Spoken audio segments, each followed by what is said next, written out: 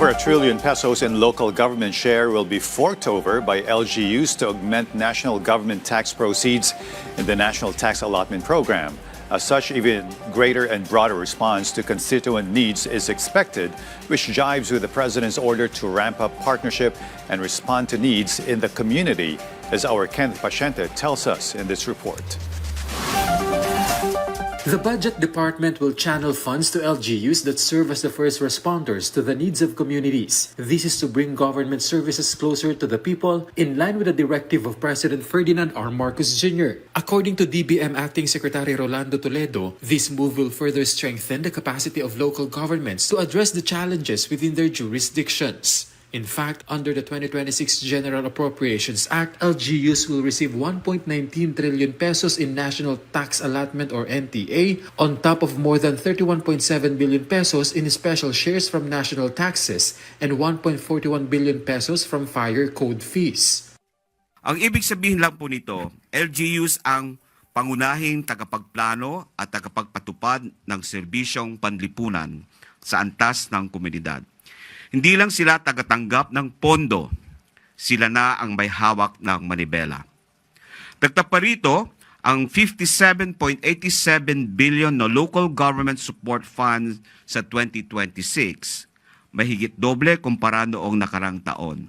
Ang pondong ito ay tahasang dinisenyo upang palakasin ang basic services, suportahan ang kanayunan at kabuhayan at tulungan lalo na ang mga low-income or resource-constrained LGUs.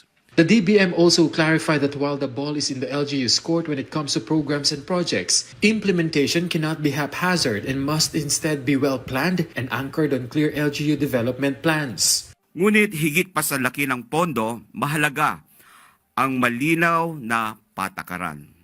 Sa ilalim ng 2026 budget framework, hindi na pwedeng magulat ang isang mayor na may proyektong tinatayo sa kanyang lugar na hindi niya alam, hindi niya hiningi at hindi nakaangkla sa plano ng kanyang LGU. So ang budget ay hindi sorpresa. Ang budget ay plano. For disaster response and rehabilitation, 39.82 billion pesos has been allocated to the National Disaster Risk Reduction and Management Fund, with 15.33 billion pesos set aside for the rehabilitation and construction of LGU infrastructure projects. However, the DBM said these funds may only be utilized based on an approved local rehabilitation and recovery plan.